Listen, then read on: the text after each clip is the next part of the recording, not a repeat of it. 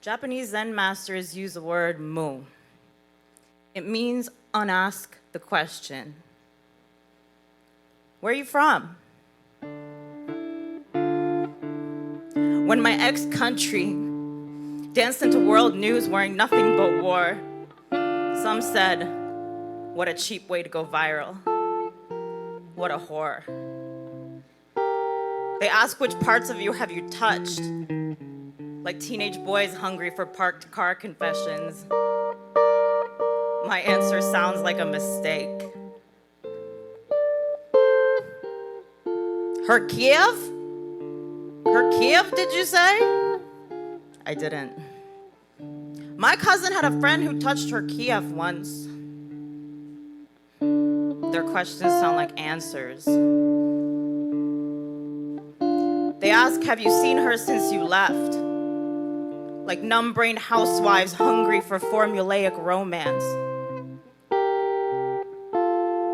My answer sounds like a mistake.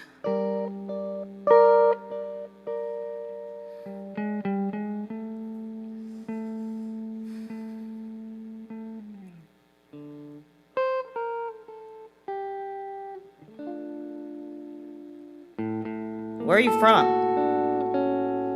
Where are you from? What's your name? My answers sound like questions. Like I wish you would unask the question. I say, Donetsk, Ukraine, Veronika.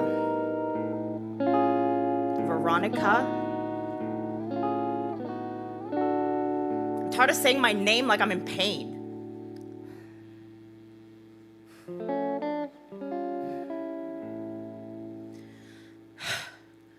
My name is Vironika. I was born in Donetsk, Donbass, Ukraine. I'm also Tatar, Nahaibak. Let me guess. You don't know what those mean, and you had no idea Russia had indigenous people. You see, that big cookie was a whole tray, multicolored delicacies, dough, sugar, bark. What's that over there? By the time you look back, the spaces have disappeared. Just one big pastry with one tiny little name. All the demographics that sit silently on every map. You will not admire the Matrushka doll, hand-painted, sitting neatly on the windowsill until the cat, chasing a paper mouse, knocks over her too wide belly to the floor until she cracks at her dress house. Cracks, but remains untouched at the core. You see, you will not revere the old woman, crooked manners, hairy intuition, until her broom sweeps your eyelids, your pupils, until she grinds her pestle against your knuckles, your sanded teeth, until she questions the sky with riddles and croons fables in a language no one speaks. You will not pity the pickled red herring, mayonnaise accent, beet-stained lips, until her hammered eardrum mishears your meaning, her sliced tongue lisps, snubs, until she smears mustard all over her painting, drinks straight out of the bathtub, no pity, until she snorts flour for dessert, just in time for tea. Identity. It's tricky. You are who you are in your bones through every single season, through every twist of fate, those inescapable things, the stories we carry. The Nahaibak people, there's only 8,000 of us in the world. Nahaibak and Tatar were the same people, my grandma says. Before the Christians came, drove them into the river, Nahaibak bent back. You know, when I first started saying my birthplace in response to where I'm from, I would say Ukraina. Down south, they would say Ukrania. Sometimes to confirm, sometimes to correct my pronunciation. But there were some times where it wasn't enough. Sometimes where they'd say, no, where are you really from? Flip that card. It's a face card, right? Is it Queen Gray Skies and one of her aces? King Appetite and one of his jacks? You see, I used to be ashamed about the 2s and 3s in my back pockets. Ashamed. Imagine when the ace inside my passport has been keeping children buried under his churches for all these years. Ashamed. And now everybody takes the card I've been concealing, and it's the internet's favorite play. A shirtless man on Twitter says the only reason you care about Ukraine is because they want to start a world war. Instagram influencers post token posts for the hashtag, change their thumbnail colors, change them back when the bombs aren't trending on the hashtag anymore. You know, it's funny, the world says it stands with us, then speaks of us in the third person, as if we'd already disappeared, as if we weren't here reading every single word. I turned on the news, explosions. I go through my feed, blood. I listen to the news, is garbage.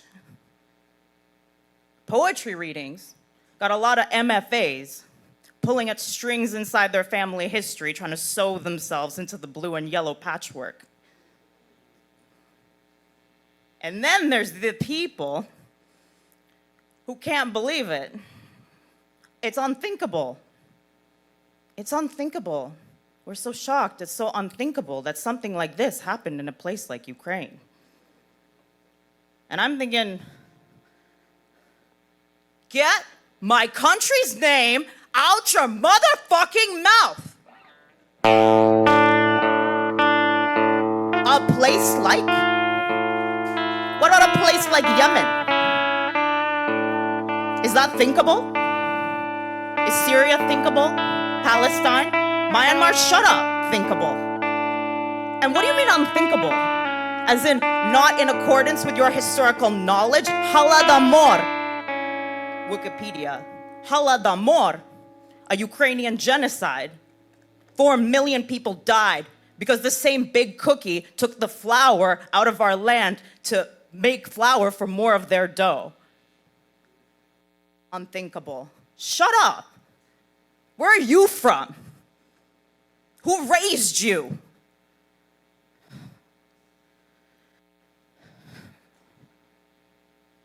I'm mad. I'm mad because there's all this awareness, and some people don't think the war deserves it. And it's okay if you think that. But regardless, all this awareness, they just found mass graves. At least 20,000. I'm mad because the awareness isn't doing anything.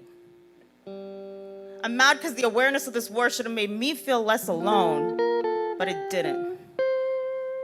Just like the Me Too movement was supposed to make me feel less alone, and it didn't.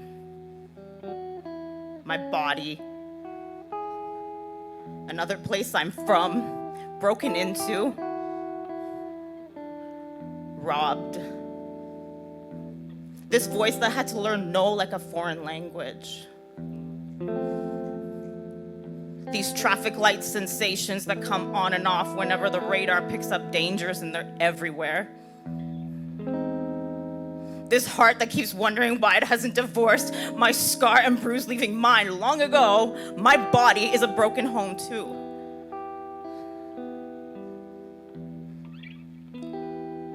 You know, the gurus say you should make home inside your spirit.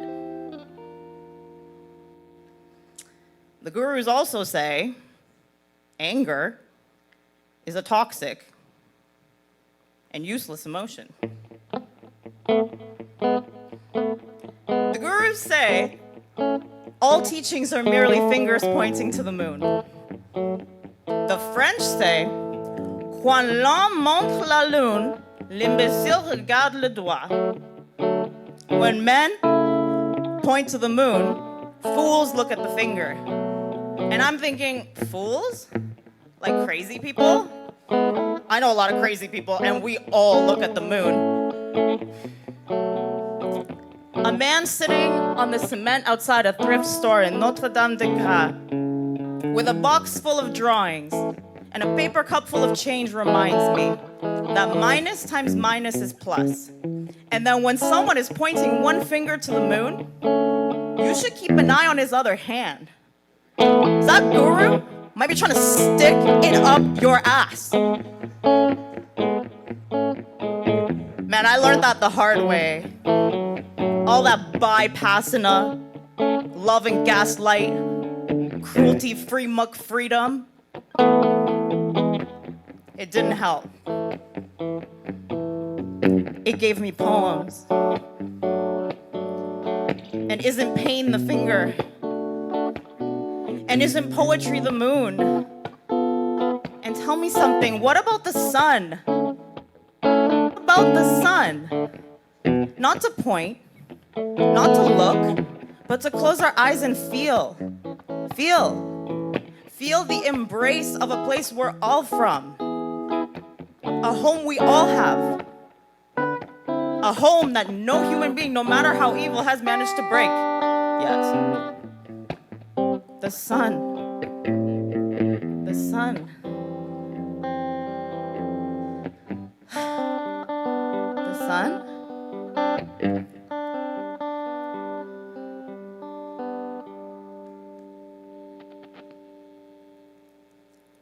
No one told us the sun was coming back. We poured bleach in our eyes and screamed for April. No one told us when hide and seek was over. We peeked out from around the wall, but everyone had already gone inside. No one told us that skin stretches. We stuck roses we thieved from the neighbors into windswept flesh. No one told us the wounds were healing.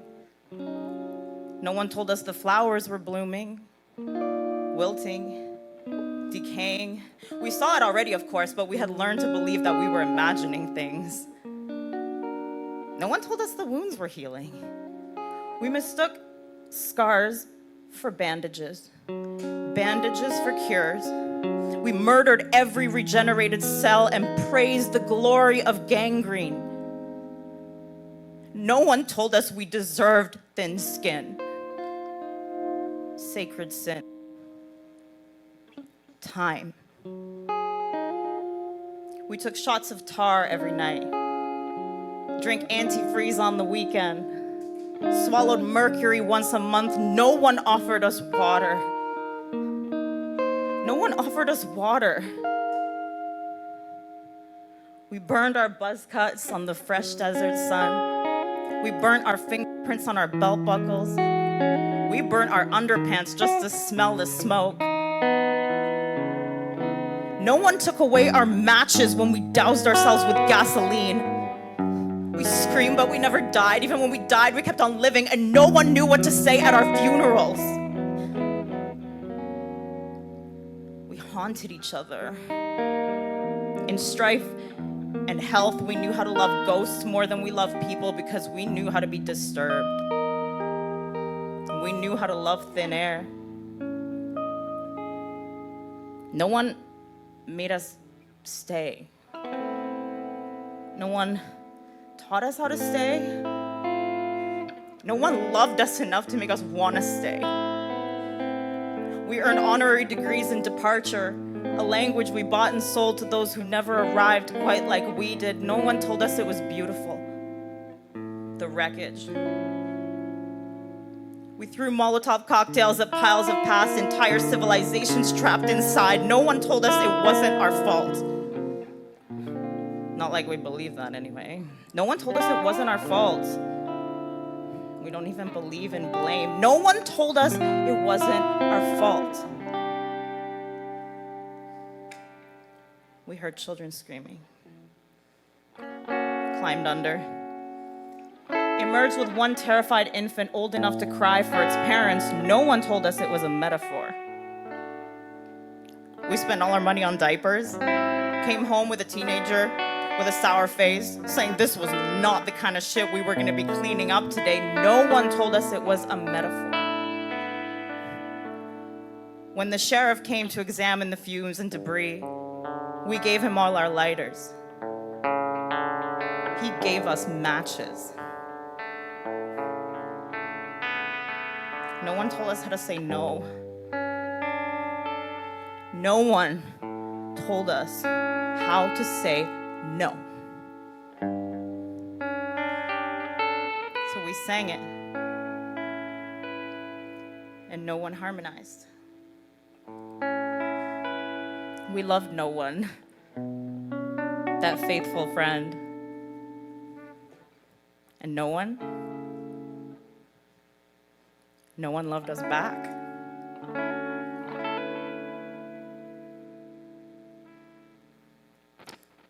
Before we go, I just want to remind you of a few things. First,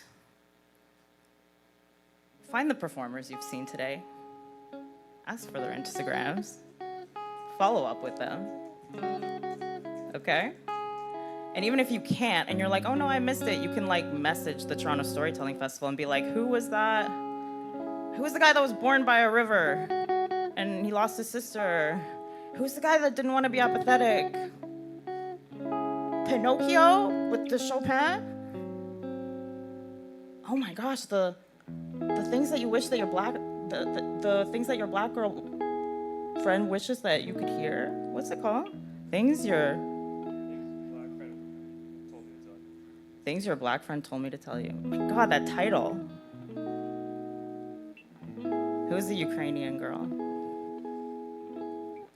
Is there a guy who's been doing spoken word for 29 years? Remember facts. Okay.